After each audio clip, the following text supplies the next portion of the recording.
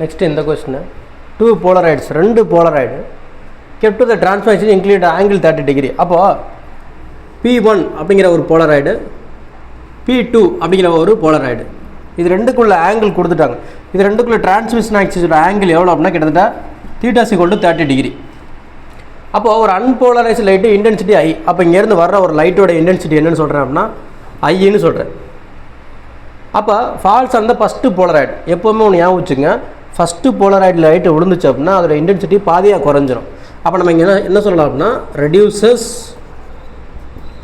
The intensity என்னவோ குறைஞ்சிரும் into half. இங்கே பாதியாக குறைஞ்சிரும். அப்போ ஐ இங்கேருந்து போச்சு அப்படின்னா வெளியில் வரும்போது என்ன போகிறோம் அப்படின்னா I0/2 வெளியில் வரும். சரி, okay. First polaroid. Find out intensity of light emerging from the second polaroid. அப்போ I0/2 தான் இங்கே வந்து விழுகிறது.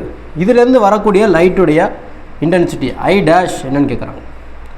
மாலஸ் லாவை யூஸ் பண்ணுறோம். மாலஸ் லா என்ன சொல்லுது அப்படின்னா மாலஸ் லா I =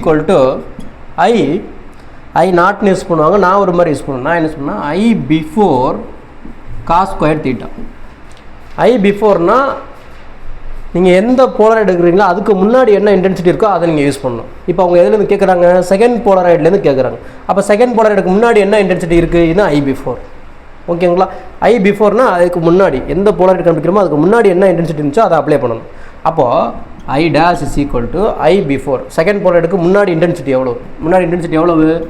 I0/2 cos square theta. Theta எவ்வளவு? 30 டிகிரி. அப்போ I dash = I0/2 cos square 30. இப்போ காஸ் 30 எவ்வளவு? √3/2. காஸ் ஸ்கொயர் 30ங்கிறப்போ √3/2 த ஃபுல் ஸ்கொயர். அப்போ ஐ டேஷ் = I0/2 √3 ஸ்கொயர் பண்ணால் 3, 2 ஸ்கொயர் பண்ணால் 4. அப்போ ஐ டேஷ் = 4 × 2 3/8 I0. இதுதான் அதுக்கான ஆன்சர். ஓகேங்களா?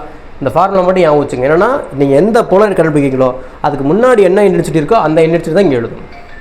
ஃபஸ்ட்டு போலரைடை கிராஸ் பண்ணுச்சுன்னா அதோட இன்டென்சிட்டி பாதியாக குறையும். ஓகேங்களா? ஃபாலோ பண்ணிங்க.